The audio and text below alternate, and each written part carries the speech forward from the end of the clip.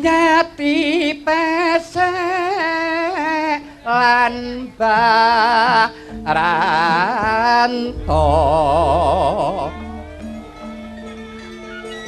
buwajina lan sira Mbakyu Ramini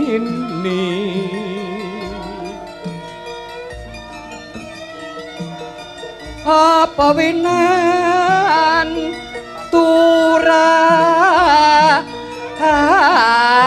ayu matur yat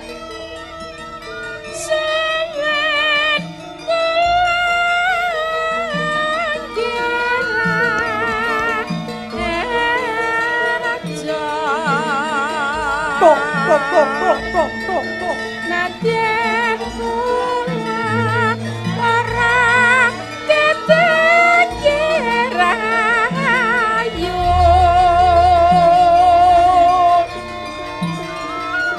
meniki cinta rasa nadyan kula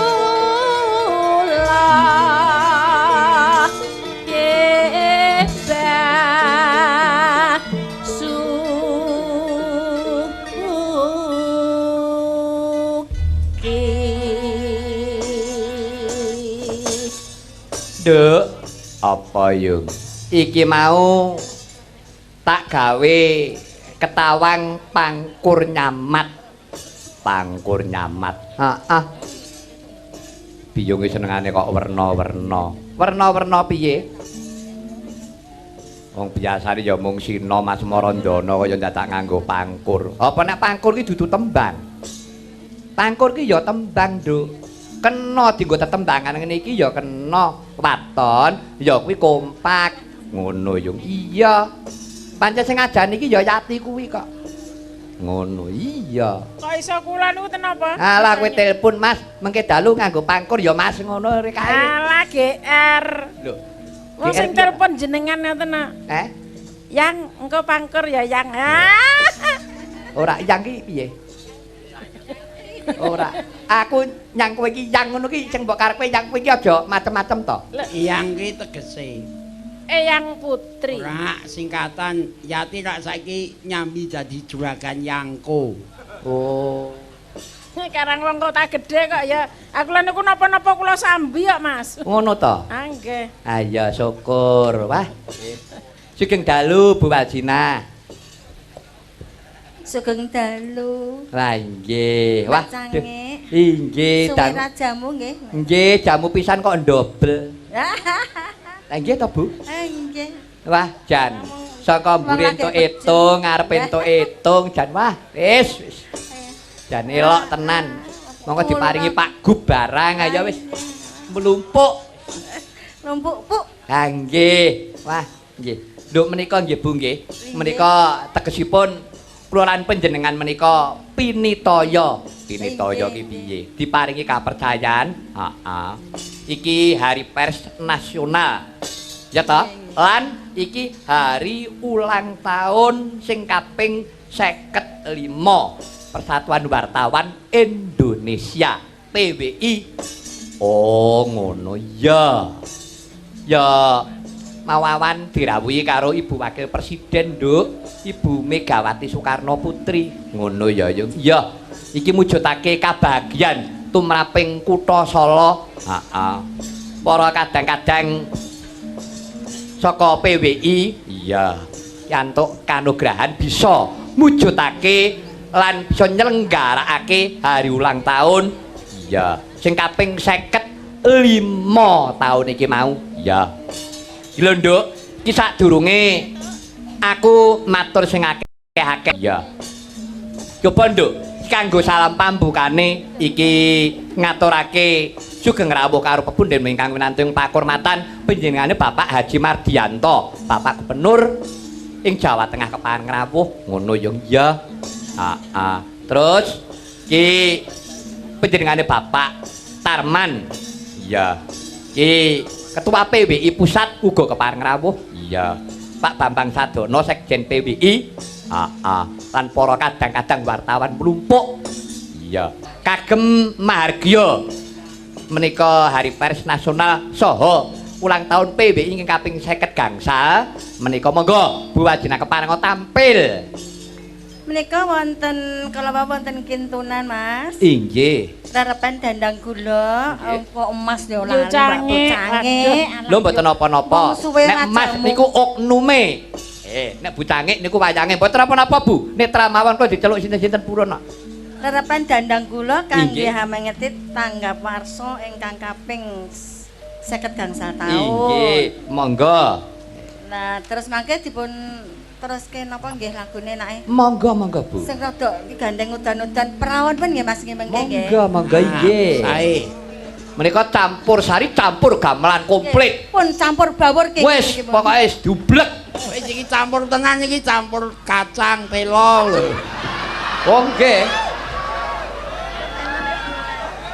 Gedang kepok nih Mas niki. Gedang sing wis jan kapok tenan iki. Wah, gedang sing tobat ya kuwi gedang kapok kuwi wis tobat. Ngatek cilik. Mergo kodanan iki kok ya opan lho iki. Monggo. Nano. Nggih. Yakti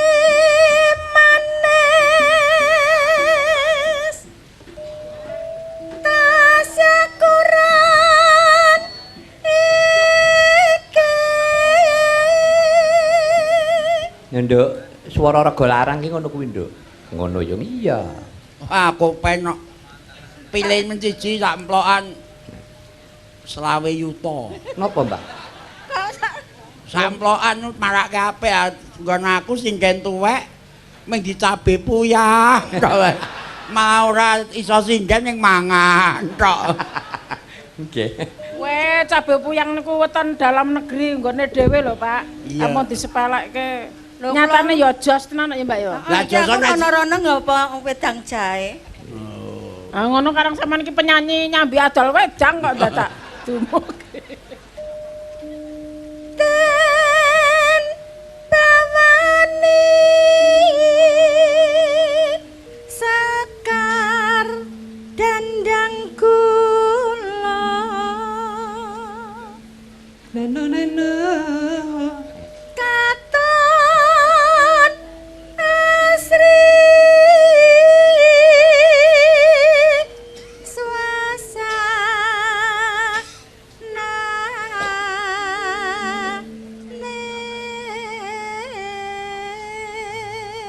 Wah, pancen ya gremes-gremes ngrungokke suarane Mbak Wajinah, gamelane runtut. Wah, jan. Nek lagi pinuju kepenak, Iya. gremis-gremis lampune mati lengane entek, Iya. mburi asu mbau nganake nangis kabeh. Omahe bocor. Gek oglangan ya, Mbak. ah ya malah bener anakne kok nek kula lho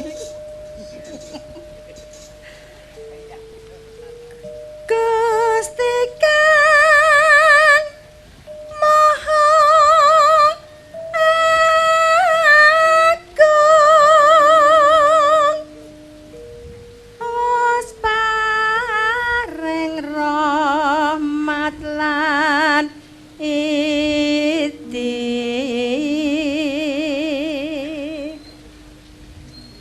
warga PWI samya magem palasa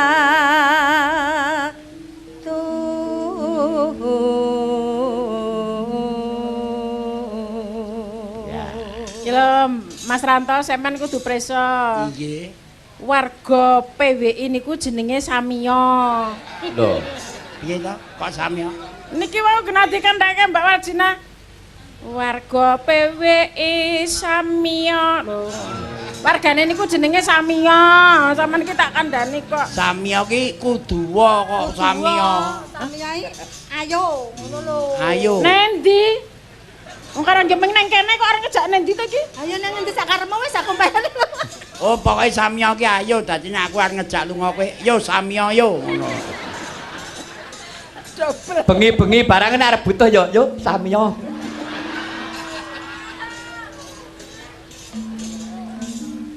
Iki neruske ora? Monggo, monggo. Oke samiya niku wau. Samiya kok. Monggo. Amengeti tanggap warsa. Lho, jare warsa lunga, Bu. Iki yo mrono-rono ora. Aku yo mau manut wong-wong kuwi kok. Diganti ra tanggap warsa. Nanggap wayang genten. Tanggap warsa ulang tahun.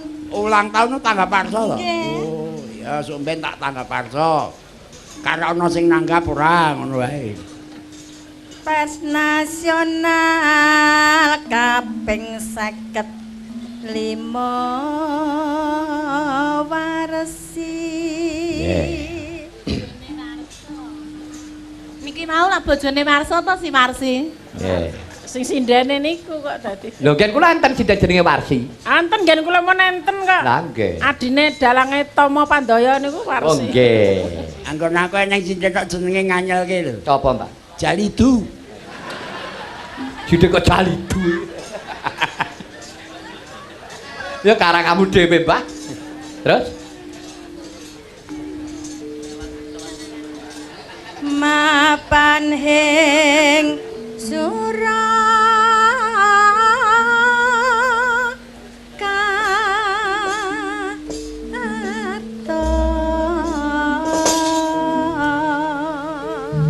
Iya. Praon, monggo menika kagem para kadang-kadang PWI ingkang dalu menika sami manunggal wonten monumen pers niki sami ambal warsa. Monggo ngenang nggih menika lagunipun Swargi Ki Narto Sabdo. Praon nggih Bu nggih. Nggih. Ya, iki mau praon ya, Nduk ya. Iya, yung praon. Nah, saiki, Nduk. Iki leren dhisik, Nduk. Ya, pupung iki panjenengane Bapak Tarman. Ketua PWI Pusat Kepareng Rawuh, Nduk. Heeh. Aku tak nyuwun dawuh. Nyuwun dawuh, heeh. Ya ngira pantes dialog, Nduk. Iki dialog interaksi. Aku tak kepengin matur karo panjenengane Bapak Tarman. Iya, aku ora makili sapa-sapa, Nduk, aku makili masyarakat. Oh, ngono. Ya. Nyuwun pangapunten, meskipun pun aturaken Pak Tarman, Mas. Salah setunggal. Ya, ya engko genti aku arep nyuwun dawuh karo Pak Bambang Sadono, Sekjen PWI. Heeh. Nek perlu aku ya arep matur karo Pak Gub. Ngono ya. Heeh, Nduk. Mumpung iki panjenengane kepareng rawuh. Ya, saiki wayange digawe komunikasi, Nduk. Iki malah sing dawuh presiden, sing dawuh Gus Dur. Sedapat mungkin dalang itu bisa berdialog dengan siapapun, kalau perlu berdialog dengan para penonton. Jadi Pak Mantep biar tahu keluh kesah masyarakat. Kalau perlu matur sama pejabat siapa yang rawuh itu baik. Oh ngono ha, Nduk. Oh iya. Nah. Selamat malam Pak Tarman. Selamat malam Pak Mantep Sudarsono. Iya, ini begini Pak, ini Hari Pers Nasional dan ulang tahun PWI yang ke-55. Betul. Iya. Di era sekarang ini Pak, pers kok kayaknya seperti lembaga provokasi. Setiap ada konflik selalu dikompori. Bagaimana pesan pers sebagai lembaga edukasi atau pendidikan masyarakat? Pak Tarman, Ya. sekarang ini kok banyak masa ngeruduk atau datangi beramai-ramai kantor surat kabar seperti Waspada dan media masa lain. Ini sebetulnya kenapa sih Pak? Bagaimana sebetulnya pelaksanaan hak jawab jika seseorang atau organisasi dirugikan oleh pers itu sendiri? Gimana Pak kira-kira? Terima kasih Pak Mantep. Iya. Ini kami dalam rangka Hari Pers Nasional dan ulang tahun PWI berbahagia sekali bisa menyuguhkan dialog. Jadi pertanyaan Pak Mantep tadi, Iya. bahwa ada tuduhan pers menjadi provokator, Iya. apa? Iya Pak. Bisa saja itu tergantung pandangan masyarakat. Oh begitu. Tapi semua itu konsekuensi dari liberalisasi pers. Oh gitu. Kemudian pers itu punya tanggung jawab. Pers ya. itu, media massa itu tidak boleh membuat berita sembarangan. Oh, begitu. Tidak boleh Ya. ngarang berita. Dia Oh, harus ya. menampilkan faktanya kayak apa. Begitu. Tapi yang paling penting, wartawan itu bisa menimbang rasa. Patut tidak sesuatu itu diberitakan. Jadi, Ya. kalau tadi ada orang dirugikan, Ya. kemudian mereka menuntut hak jawab itu harus dilayani. Kalau begitu. ada wartawan atau media massa atau koran tidak melayani hak jawab, maka koran itu bisa kena denda hukuman. Ya. Hukumannya bisa sampai 500 juta rupiah. Ya. Ah, begitu ya, Pak ya. Ya. Iya. Terima Itu. kasih, Pak. Ya. Ya. Terus? Terima kasih. Ya. Matur nuwun. Wah, nggih. Matur nuwun. Nggih, wah. Nggih. Monggo penyanyi Medan nduk iso matur nuwun. Iya. Nggih, Ki. Dijingkas. Ini adik kecil Mbak Popi dari SD Pangudi Luhur 2 Surakarta kelas 5 ingin menyumbangkan lagu Bajing Loncat Sak Bawane. Oke, endi bocahe?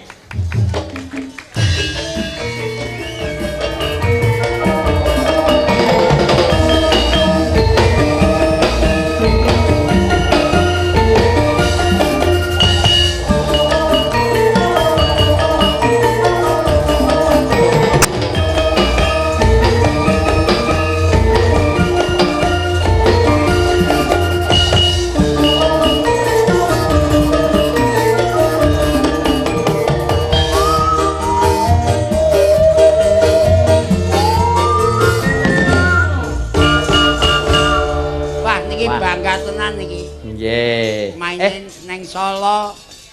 Cah cilik-cilik Solo kok ya wis do ngematke. Aduh. Mbak Popi, sampeyan kelas pinten, Mbak Pau? Kelas gangsal. Oh, kelas gangsal. SD Nggih. pundi? Badhe nyumbangaken menapa kala Pak? Bajing loncat. Bajing Loncat. Nggih, lajeng lagu niki kagem sinten? Kangge sinten ayo? Kagem Pak Gubernur? Nggih. Oh, nggih. Kagem Pak Gubernur. Nggih, matur nuwun. Keluarga besar PWI ngono lho. Nggih, keluarga besar PWI, Dan nggih. mengucapkan selamat ulang tahun yang ke-55 gitu sayang. Nggih. Ayo Dan. Kris, kon sing ngomong sampean nen Bu ngono. Lho ora ya ngajari nek awake dhewe ki wis kerep omong ning deloken kuwi. Balamu kuwi jalena kuwi. Kepiye ketak ending klek nang jane ngematke wudel. Tenang. Aku ngerti batinmu, Le. Ayo mesti wah iki rezeki. Kok kaya aku ya? Cilik ora apa-apa. Kaya aku Jalena iki. Piye? Penggawa nyetel film India ki lakone ora ngerti aku. Ora kene. Sing ngerti ya ming ngudel kok wae. Nggih. Matur nuwun. Kanca-kanca sampeyan siap. Ayo Mbak, saniki sampeyan bawa bajing loncat sak bawane. Mangga. Yo, Bu.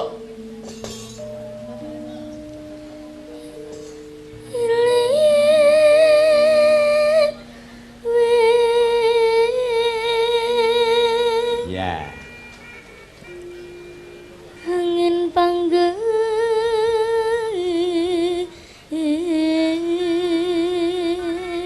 Kayak maringi suling Mas nggih nuntuni. Iki dilongkasno sinden-sindenku do remuk kabeh kalah karo kakok. Ah wis. Cah cilik-cilik suarane do apik-apik Mas. Maka sindenku dilongkasi ndang pensiun ming karek ngeroki bojone. Ah. Ya. Apa meneh sing pinggir dhewe iki ngeroki gegere bojone geger apa triplek. Iki kok dudu kowe kok ya. Ya. Wah, nek bojo kula wis kayak ciamik. Heeh. Ciamik itu gale ciamis. Ya, Enak. ya sok kon ngeroki barang to. Nek mijeti golek cepet gampang wae. Napa? Maaf ya dipijet nggon mripat lak wis deloke bar. Sedang kan penganiayaan. Samyo. Ya. Ya Mbak ya. Nebak ya. Nebak gurih nuker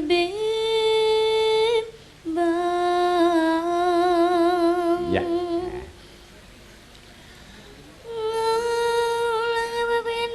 Aduh. Ya. Tetek dai kecincing. Ya bocah ki apik iki. Udan-udan go cincingo kuwi.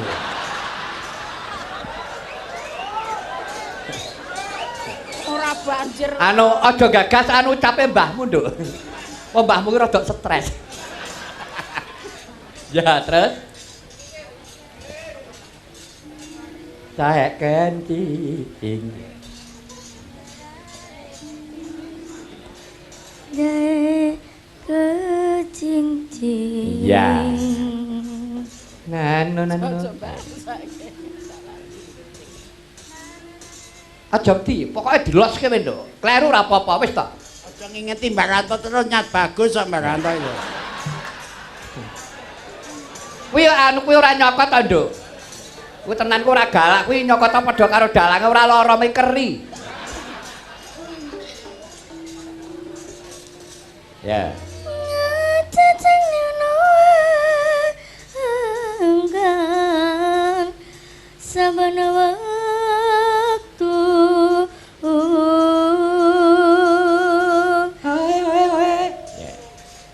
Tiba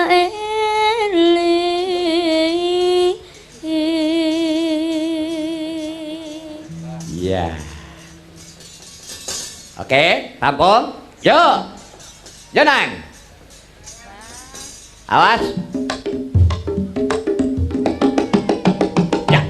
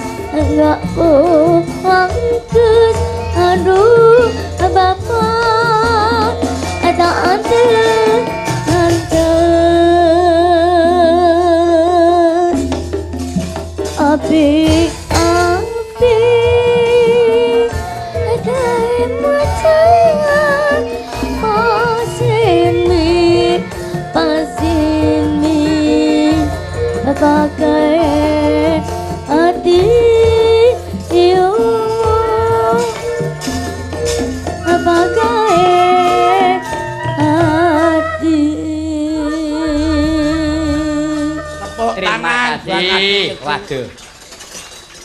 Anu Mbak, sinten asmane wau, Mbak? Mbak sinten? Mbak Popi nggih. Nggih. Ya, nyun pangapunten. Mbak Popi. Wah, 1 tahun saya beri apa itu? SPP-nya untuk Mbak Popi nggih. Nggih, matur suwun. Nggih. Mengke minggu mang tenggen kula kali Mas Bambang bareng-bareng nggih. Nggih. Nggih. Sampeyan SPP ini semulane pinten? Kalih dosa. Oh, 20. Oh, rabot.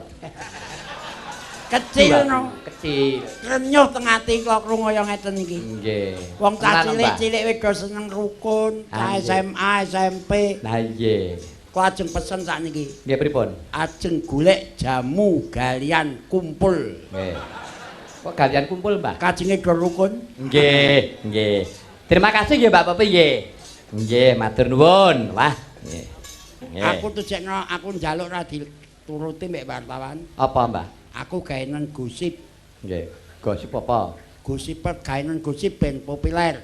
Heeh. Mbah Ranto gandeng karo penyanyi Amerika ngono. Ke.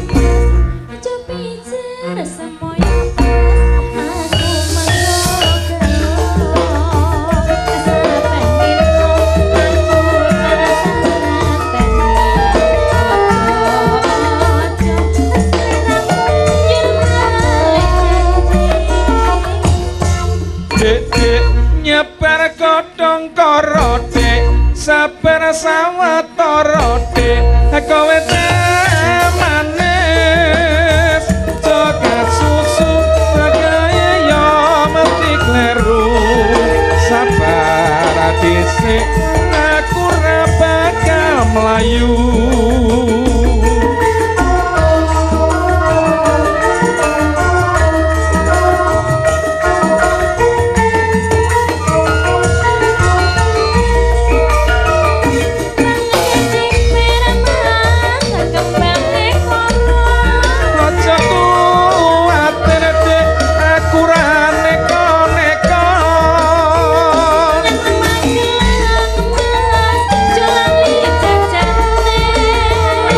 Sumalang ditanggung mesti dadose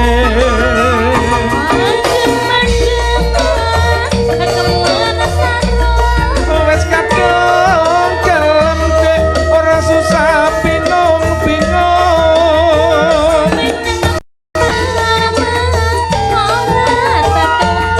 hatiku ra sabar kepengin kaki ketemu.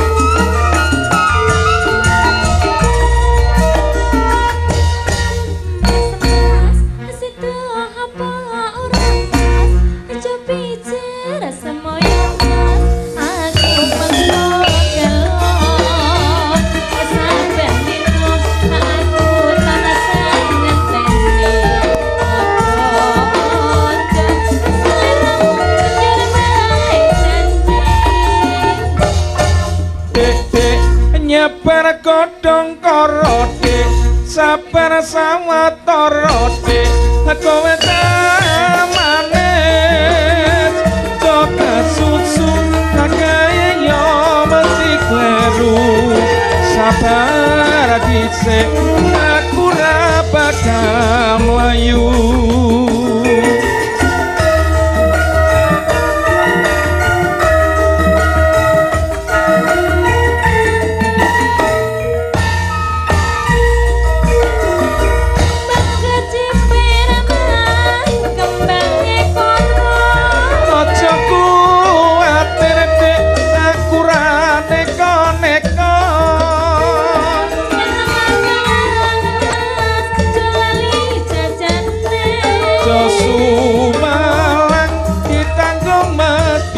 adose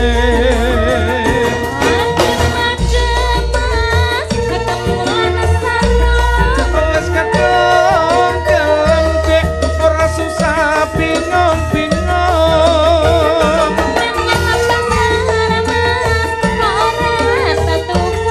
hatiku ra sabar kepengin kakek ketemu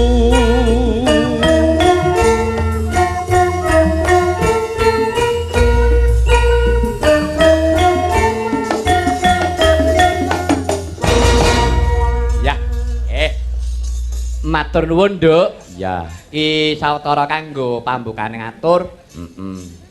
Iki kok disambung ning nggon gara-gara. Ya. Aku tak nutukake crita luwih dhisik. Ya. Sebab iki Gustimu ingkang sinuwun kepareng ya kuwi kersa arep pepanggihan karo Gusti Putri utamane Kanjeng Ratu Banumati karo ibune ya kuwi Dewi Gendari ngono ya. Ya, sajake ana babak sing wigati sing arep dingendikake, Nduk. Ya, ayo Yung, tak derekake. Tansah marep pamoring suksma sinuksma ya winah ya ing asepi.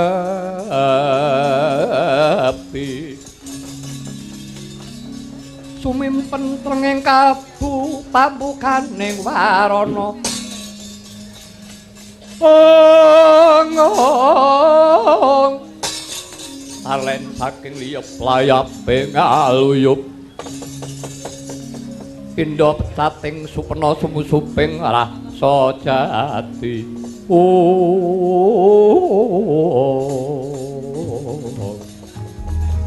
kadangmu padha waran kinapecik besok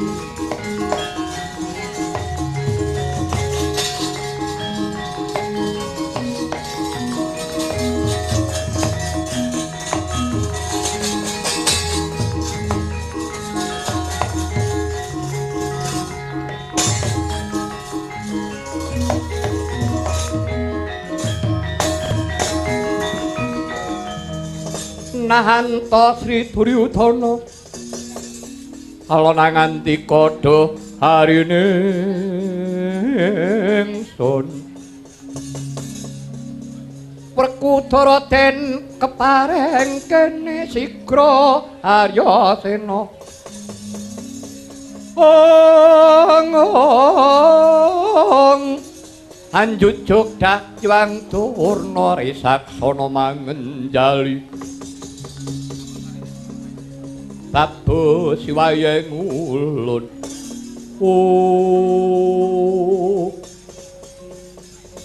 Kanjeng Ibu sumangga ming pangabekti kula mawantu-wantu mugi kunjuk Kanjeng Ibu putraku nggih Duryudana ya banget panarimanipun Ibu pangestanipun Ibu tumuli tampan ana Suyudana kapundi pareng pangestu paduka saengga jimat Semanten ugi kula sinuwun ngaturaken pangabekti kula mugi konjuka. Ya, Yayi Ratu Banwati. Pangabekti nurut sak tampa. Kakang Mbok Ratu pangabekti kula katur. Ya Yayi Arya Suman banget panarimaku. Sajana wigati apa nggih Duryudana nggonira mandheng ana jroning Ndaturaya beneh lawan padatan. Kanjeng Ibu. Parenga kula matur ngersa paduka Kanjeng Ibu. Iya inggih maturane wigati apa? Dinten menika negaring Astina karawuhan Buta Agung. Buta Pamungkas minangka sesulih para Pandhawa inggih menika Kaka Prabu Sri Bathara Kresna. Inggih menika badhe njabel wangsulipun negari Indraprastha inggih negari Ngamarta. Miwah sepalihipun negari Ngastina. Duh Kanjeng Ibu. Menawi saking raos kula arene kula menika sampun dangu anggen kula nglenggahi dampar keprabon. Wedha dinten menika kula nyuwun pangestu dumateng paduka Kanjeng Ibu negari Ngastina badhe kula wangsulaken kula paringaken dumateng kadang-kadang kula para Pandhawa.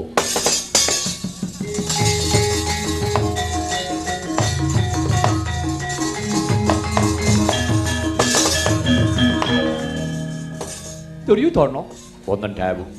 Mula diagyambal ana sepisan maneh. Negara Ngastina mbok kapakake. Negari Ngastina badhe kula paringaken dhumateng kadang-kadang kula para Pandhawa. Duryudana. Keneng apa dene kowe gampang temen ngulungake bumi Ngastina marang Pandhawa?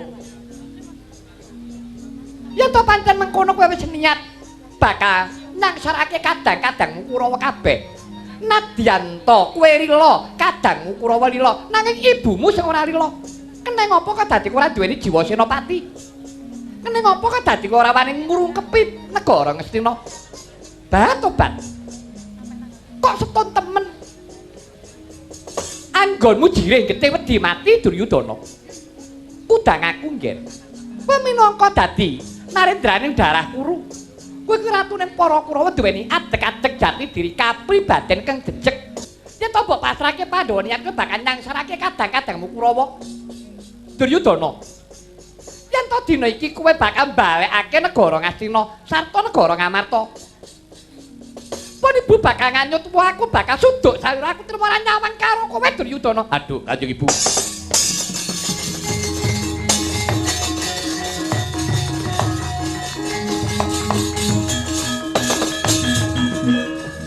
Wenas dening rudira kawang-wang ngekono bang sumirat.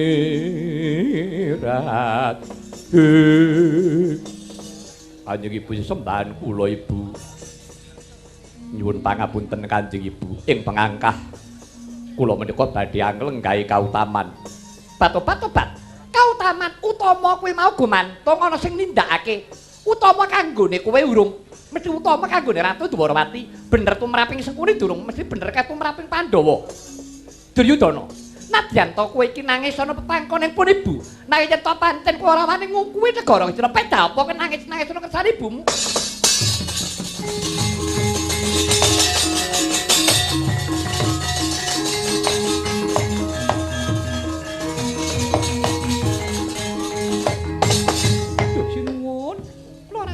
Inggil res menapa ing dipun ngendikaken Kanjeng Ibu kala wau. Menapa paduka Kanjeng Suna sampun tega kaliyan kula, tega kaliyan para kadang. Sinuwun, kula aturi kuwi bumi Ngastina menika sinuwun.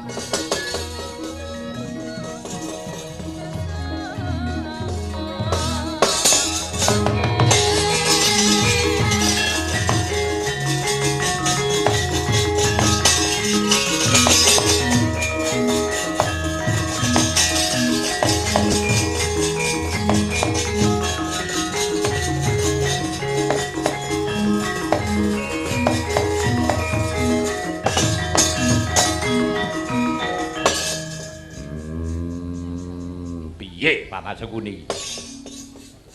Maju tatu mundur ajur.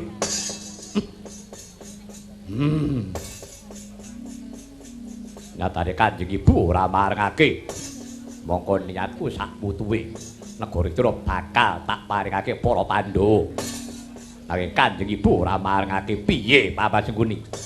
Sekawit kula rak sampun matur sedumuk bathuk cenyari bumi ngeten. Ingkang res menika ingkang ibu menika. Lah pedah menapa paduka kok namung badhe ngawrataken kaliyan Prabu Kresna napa Pendhan Ajri? Menapa Pendhan Ajri? Para narendra 1000 negari menika sampun makempal wonten negari Ngastina. Menapa panjenengan badhe maringaken bumi Ngastina dhateng Pandhawa lantaran Prabu Kresna lajeng para raja Narpati ing sampun pinten-pinten wulan wonten mriki menika kagem menapa menika nelasaken Probaya sagahipun badhe mbiyantu paduka ingkang sinuwun dumados ing Baratayuda perang inggih perang kenging menapa paduka Ajri ingkang res menika ingkang ibu mongko nyatanipun ingkang ibu menika ingkang ngandhutaken paduka lho sakmangke monggo dipun penggalih awrat pundi Kang Ibu kalian Prabu Kresna menawi ngantos panjenengan ngulungaken negaring dina menawi ngantos ingkang Ibu saestu nganyutuwuh panjenengan ingkang dosa lho Ger. Lah.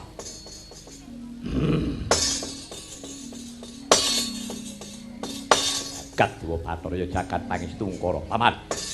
Yen to panjenengan prayogane kepiye? Sampun Ger, dinten menika paduka nggih anak Prabu. Kula aturi ndadaki lelampahan menika. Yo. Kedah dipun kukui. Menawi perlu Prabu Kresna dipun tulak kapurih wangsul. Upamane yen Koko Prabu Kresna ora gelem bali, budi sembadani bangga dipun rampungi yen to panjenengan tatanen barisé paman. Aja nganti ratu Dwarawati bisa oncat saka negara Widara. Nggih, nggih sak dawuh paduka nggih.